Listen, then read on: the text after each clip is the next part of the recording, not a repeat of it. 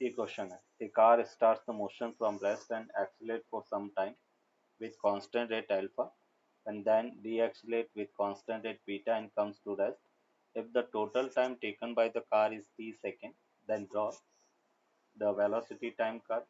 Second, find the maximum velocity of the car, total distance traveled by the car and average velocity of the car. चलो बेटा second part देखो कैसे solve करेंगे। पहले अपन accelerated motion की बात करते हैं। ये सॉल्व किया? So is the answer alpha t1? नहीं, t1 और t2 ये क्वेश्चन में मेंशन नहीं है, ये तो हमने एज्यूम किया। अपने को आंसर अल्फा बीटा और t के टर्म्स में फाइंड करना है।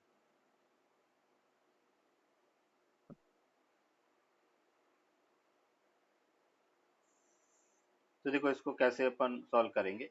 फर्स्ट अपन कह रहे कि फॉर एक्सीलरेटेड मोशन की अगर अपन बात करें, for accelerated motion,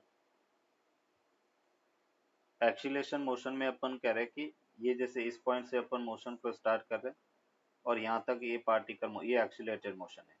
initial velocity 0 है और फाइनल वेलोसिटी वी मैक्स है। तो हम इसको लिख सकते हैं v max initial 0, velocity time relation alpha into t1 और यहाँ से अपने मिला t1 equals to v max upon alpha के इक्वल है, दैट इज इक्वेशन 1 हो गया। फिर हम बात कर रहे हैं for de accelerated motion, for de accelerated motion, और डी एक्सीलरेटेड मोशन के लिए अपन कहेंगे फाइनल वेलोसिटी 0। इस मोशन की हम बात करें, ये इनिशियल वेलोसिटी वी मैक्स हो गया, इस पॉइंट की वेलोसिटी 0 हो गया।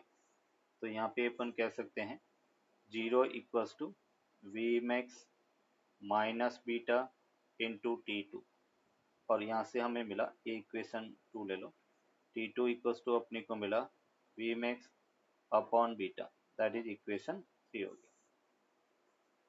अभी यहाँ से अपने को मिला from equation 1, 2 and 3, from equation 1, 2 and 3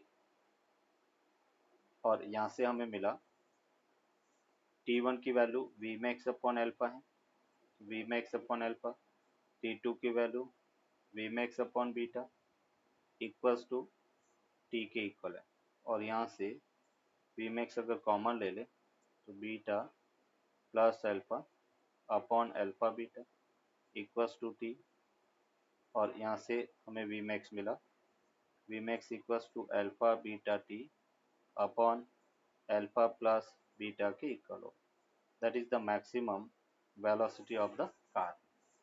ये बेटा इसका आंसर, अल्फा भी गिवन है, बीटा भी गिवन है और टाइम t वो भी क्वेश्चन में गिवन है। Answer that must be in given quantity. Area under we T curve gives distance. इस केस में डिस्टेंस और डिस्प्लेसमेंट दोनों सेम होगा, तो यहाँ पे अपन कहेंगे कि distance s equals to half base t height v max है और वी मैक्स ऑलरेडी अपन फाइंड कर चुके हैं, v max equals to alpha beta t upon alpha plus beta के इक्वल होगा। तो एस इक्वल्स टू हमें मिला half alpha beta upon alpha plus beta into T square के इक्वल होगा। Miss distance equals to alpha beta T square upon 2 alpha plus beta के equal होगा। ये इसका आंसर है, area under we T curve gives distance. Fourth अपने को find करना है एवरेज वेलोसिटी, और एवरेज वेलोसिटी क्या होता है, total displacement upon total time taken. तो average velocity that is equals to total distance upon total time taken. Distance यहाँ पर एस है और टाइम टी के इक्वल है, वैल्यू रखे, ये हमें मिला alpha beta t upon 2 alpha plus beta, T से टी कैंसिल आउट हो गया, ये पार्टिकल की एवरेज वेलोसिटी है। ये बेटा स्टैंडर्ड क्वेश्चन है, कई बार एग्जाम में पूछा जा चुका है।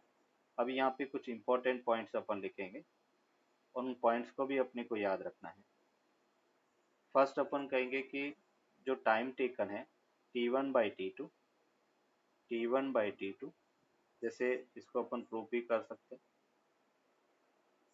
T1 अपने को क्या मिला, Vmax upon alpha, and T2 हमें मिला Vmax अपॉन बीटा। तो यहाँ से अपन कह सकते हैं कि T1 by T2 equals to beta upon alpha के इक्वल होगा। मीन्स टाइम टेकन है वो एक्सीलरेशन के इन्वर्सली प्रोपोर्शनल होगा। सेकेंड पॉइंट, अगर हमें डिस्प्लेसमेंट पूछा जाए कि सपोज x1 बाई x2, तो डिस्प्लेसमेंट वो टाइम के proportion T1 by T2, time ज़्यादा होगा तो डिस्प्लेसमेंट ज़्यादा होगा, और एक्सीलरेशन के इन्वर्सली प्रोपोर्शनल, मतलब ये बीटा अपॉन अल्फा के इक्वल होगा। देखो इसको भी अपन चाहे तो प्रूव कर सकते हैं। जैसे हम कह रहे हैं कि x1 अपने को मिलेगा हाफ अल्फा T1 का स्क्वायर, और x2 की अगर अपन बात करें तो ये अपने पास है हाफ बीटा T2 का स्क्वायर। ये अपन इसका प्रूफ देखते हैं। दोनों को अगर डिवाइड करें तो हमें क्या मिला, x1 by x2 equals to alpha T1 का स्क्वायर बीटा T2 के स्क्वायर के इक्वल होगा।